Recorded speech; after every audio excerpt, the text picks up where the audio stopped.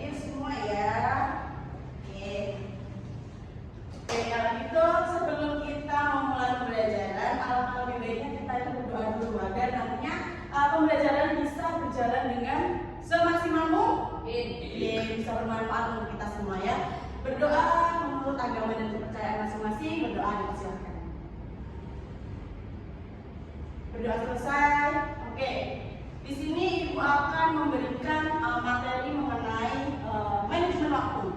Ini sudah ada yang bisa memanajemen waktu dengan baik, atau masih ada yang saya masih kurang bisa nih Bu karena saya baru belajar masih telat. Kayak berangkat lah. Manajemen waktu itu berangkat dari awal, kayak misalnya bangun tidur masih dibangunin, itu belum bisa manage ya.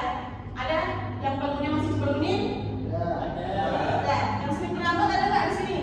Ada ya, banyak ya. Oke, maka dari itu tujuan Ibu memberikan materi mengenai manajemen waktu itu supaya adik-adik semua di sini bisa mengetahui bagaimana cara memanajemen waktu dengan baik supaya kegiatan yang adik lakukan itu bisa berjalan semaksimal mungkin dan seefektif mungkin. Jadi kalian bisa memanfaatkan waktu, kalau misalnya ada waktu luang bisa istirahat, waktunya belajar kalian bisa memanfaatkan untuk belajar atau menambah wawasan lain yang bisa kalian dapatkan seperti ikut ekstrakurikuler seperti itu ya. Oke, kita langsung mulai Mas. Oke, perkenalkan dulu, nama saya Genta Feni Syafina Genta. Ini kan saya baru masuk ya, jadi mungkin belum kenal. Kenalkan nama Ibu Genta. Selanjutnya mengenal apa itu manajemen waktu. Apa sih manajemen waktu itu? Manajemen waktu adalah proses perencanaan dan pengendalian secara sadar terhadap waktu yang dihabiskan untuk kegiatan tertentu, terutama untuk meningkatkan efektivitas, efisiensi, dan produktivitas. Jadi fungsi manajemen waktu ini kalian nantinya tuh bisa mengatur waktu sebaik mungkin. Jadi yang kalian lakukan itu produktif. Jadi kalian bisa dengan energi yang kalian lakukan itu bermanfaat, tidak terbuang sia-sia seperti itu. Selanjutnya Mas. Nah ini manfaat dan fungsi dari manajemen waktu. Fungsinya itu kemampuan seorang dalam mengatur waktunya secara efektif akan sangat berperan penting dalam segala hal, karena penggunaan waktu yang baik akan membawa pada peningkatan efisiensi serta produktivitas yang sesuai dengan target dan dengan lebih sedikit stres ataupun beban yang tidak penting. Jadi kalau kalian bisa memanajemen waktu dengan baik, akan meminimalisir adanya stres atau beban lah, kayak terburu-buru. Jadi kalian kalau bisa memanajemen waktu itu kalian bisa lebih santai, tapi tidak terlalu santai ya. Maksudnya kalian tidak terburu-buru, kalian tidak merasakan emosional yang aduh gimana nih aku telat, aduh aku nanti gimana, yang rasa gelisah itu akan berkurang seperti itu. Untuk manfaatnya sendiri itu bisa meningkatkan produktivitas, efisiensi dalam pekerjaan ya. Jadi pekerjaan yang kalian lakukan itu dapat selesai tepat waktu, atau bahkan sebelum waktunya kalian tuh bisa selesai terlebih dahulu, sehingga kalian bisa memanfaatkan waktu yang bisa untuk istirahat. Selanjutnya itu ada meningkatkan kepuasan dan peluang pekerjaan. Pastinya kalau misalnya kalian selesai sebelum waktunya, kalian merasa puas ya sih? Puas nggak? Karena ini deadline-nya jam segini, aku udah bisa nyelesain sebelumnya, jadi kayak tenang, kayak nggak kemerungsung lah ya kaliannya. Terus kalau berangkat sekolah, kalau kalian berangkat sebelum bel masuk, kalian udah bisa sampai di kelas, nggak perlu buru-buru, ya kan? Kebanyakan di sini pada buru-buru kalau misalnya masuk kelas kelasnya telat kan, ada lari-lari dulu, harus effort lari-lari, mengeluarkan energi yang berlebihan seperti itu. Selanjutnya itu ada mengurangi kadar stres dan tekanan itu tadi ya. Jadi kita nanti bisa dengan memanajemen waktu yang baik, kita akan terdapat penurunan stres, sehingga kita tidak merasa kita emosionalnya tidak baik seperti itu ya.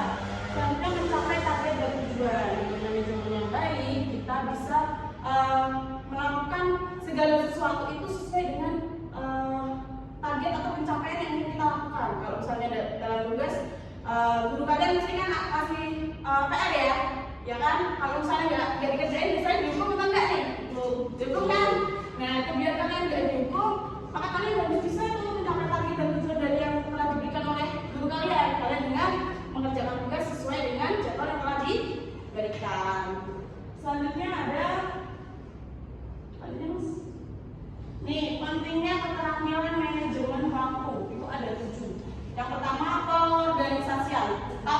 pengorganisasian di sini itu apa? Ada yang tahu? Pengorganisasian? Pengorganisasian di sini nantinya kalian itu dengan manajemen waktu yang baik dalam mengelola kehidupan sehari-hari kalian itu tahu mana sih porsi yang memang harus kalian lakukan seperti itu. Terus dalam pengorganisasian ini kalian bisa melakukan segala sesuatu itu sesuai dengan capaian dan target kalian. Seperti yang tadi saya sampaikan. Selanjutnya ada prioritas. Dengan manajemen waktu kalian harus tahu nih, oh ini yang lebih penting dan mana yang nggak penting itu harus kalian tahu. Di sini udah pada tahu belum mana prioritas, mana yang nggak prioritas? Udah pada bisa membedakan belum? Udah. Harusnya sudah bisa ya membedakan mana yang harus penting, kayak misalnya ada tugas sama diajak bermain. Mana penting mana? Kerjain tugas atau bermain? Tugas ya, karena kalau misalnya tugas selesai nanti kalian bisa bermain senang kalian. Jadi kalian nggak perlu tugas gitu kan ya. Selanjutnya ada menentukan tujuan. Jadi dengan memanajemen waktu kalian bisa menentukan tujuan kalian. Ini sudah selesai. Selanjutnya aku mau ngerjain apa lagi ya? Tujuan di sini maksudnya seperti itu. Jadi ketika kalian sudah bisa membagi waktu, kalian bisa menggunakan waktu yang sisa itu untuk kegiatan positif lainnya. Selanjutnya ada komunikasi. Ini juga ya, dengan mengatur waktu itu berpengaruh banyak banget buat semua kegiatan yang kalian lakukan, terutama komunikasi. Dengan komunikasi kita baik untuk memanajemen waktu, kita tuh bisa secara tertata lah, tidak terburu-buru. Kalau misalnya kita lagi pengen ketemu orang kan biasanya karena terburu-buru, ada sembarangan gitu kan ya. Tapi kalau misalnya kita udah bisa manajemen waktu, kita bisa mengkomunikasikan jauh-jauh hari, kayak misalnya mau ketemuan besok, maaf besok mau ketemu, seperti itu kan, itu berpengaruh pada bagaimana kita berkomunikasi dengan orang. Kesopanan itu tumbuh dari komunikasi karena kita bisa mengatur waktu.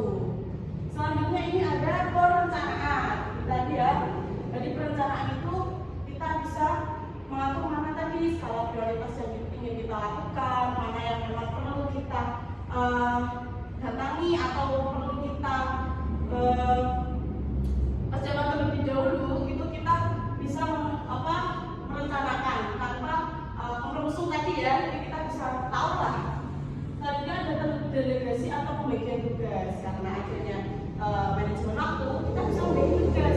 Oh, ini tadi yang paling penting nih, berarti aku harus melakukan ini dulu. Ini selesainya sampai jam segini, berarti nanti ketika ini sudah selesai aku bisa nih seperti ini, kayak gitu. Jadi kegiatan-kegiatan itu sesuai dengan waktu yang memang sudah kalian tentukan. Jadi kalian harus juga menentukan waktu itu juga harus dilebihkan sedikit lah, supaya untuk persiapan seperti itu tuh kalian bisa lebih tertata seperti itu. Selanjutnya mengendalikan stres, sama ya tadi yang beberapa manajemen itu memang berpengaruh banget dengan emosional, dengan pikiran kita. Stres atau tidaknya kita juga tergantung manajemen waktu baik atau tidak ya. Karena ketika kita beruntung tadi ya, ketika kita tidak bisa memanajemen waktu dengan baik, kita tidak kayak nggak bisa mengerjakan sesuatu tuh kayak kemerungsung, kayak gelisah, kayak aduh gimana nih, kita sibuk dengan pikiran kita sendiri. Padahal kalau kita melakukan, kita bisa melakukan untuk mau mengerjakan, kalau mau ketemu atau kayak gimana itu bakal selesai, nggak buat kita stres itu loh. Kalau kita sudah tahu waktunya, harusnya kita langsung lakukan supaya stres ini tidak terjadi seperti itu. Selanjutnya nih, cara meningkatkan kemampuan manajemen waktu. Yang pertama adalah tetapkan tujuan jangka pendek dan jangka panjang.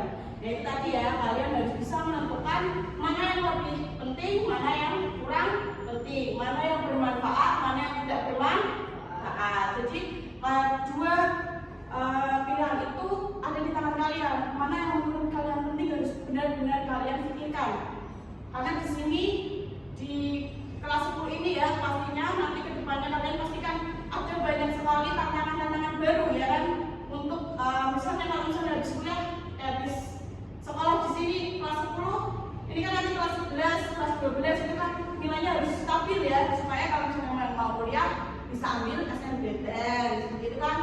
Kalau misalnya mau kerja, dapat kerjaan yang memang kalau misalnya melihat rapot itu bagus seperti itu kan, kalau lihat ijazah itu bagus. Jadi kalian bisa mementingkan mana yang penting, mana yang tidak. Selanjutnya ada atur penggunaan jadwal di agenda kalender. Nih, di sini siapa yang misalnya kurang bisa mengatur waktu? Masih semuanya ya? Masih kurang ya kalau dalam mengatur waktu ya. Nah ini cara kalian tuh bisa dengan penggunaan jadwal di kalender. Jadi kalian bisa menandai ini. Misalnya kalian ada kegiatan penting, kalian orangnya lupa. Nah itu bisa kalian mencari di kalender rumah atau sekarang kan ada bawa gadget ya. Di gadget itu sekarang udah bisa ditandai kegiatan harian apa yang memang ingin kalian lakukan.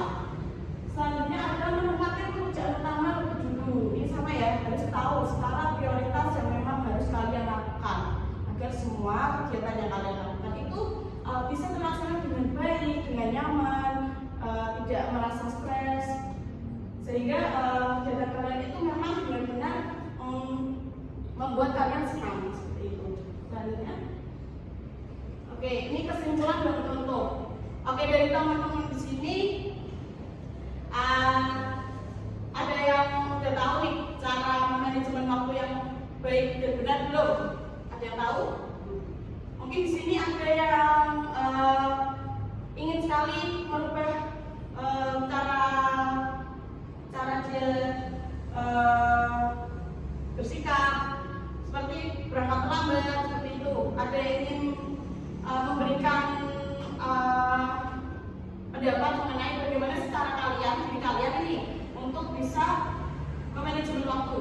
Mbak Ayu mungkin cara Mbak Ayu biar bisa memanajemen waktu. Mbak Ayu udah tahu belum? Belum bisa? Belum tahu. Tapi tahu nggak sih kesimpulan dari materi ini? Mbak Ayu mungkin tahu kesimpulan dari materi manajemen waktu ini? Kesimpulan dari manajemen waktu ini buat Mbaknya apa? Bisa apa? Kalau saya mengerjakan sekolah lantai itu berarti kita manajemen waktu dulu kayak jadi kita namanya berapa waktunya apa namanya sebelum lebih awal lah ya, berangkatnya lebih awal supaya tidak terlambat. Ini pasti sering terlambat ya. Sering terlambat ya. Oke. Dengan adanya materi manajemen waktu ini, diharapkan kalian bisa memanajemen waktu sebaik mungkin. Yang tadinya terlambat jadi tidak terlambat, yang merasa memang belum mampu untuk memanajemen waktu, ibu akan memberi tugas untuk kalian ini. Jadi nanti setelah materi ini selesai, ibu ingin kalian menulis jadwal kegiatan kalian dari bangun tidur sampai tidur lagi, ya. Nanti dikumpulkan ke ibu, nanti ibu lihat bagaimana kalian melakukan manajemen waktu kalian, supaya kalian juga tahu nih manajemen waktu itu penting banget gak sih? Ada gak sih perubahan setelah saya menulis manajemen waktu dari bangun tidur sampai tidur lagi seperti itu. Jadi kesimpulan dari materi ini, manajemen waktu itu sangat penting untuk kehidupan kita, untuk mengurangi stres, untuk bisa menghargai waktu yang ada juga, untuk bisa membuat diri kita juga bisa bersosialisasi secara baik dengan sesama kita. Sekian dari Ibu. Mungkin nanti jika ada yang bertanya, mungkin ada yang mau bertanya dulu sebelum Ibu akhiri. Sudah cukup? Sudah paham? Oke, terima kasih. Kurang lebihnya Ibu minta maaf. Nanti Ibu akan mengirimkan juga file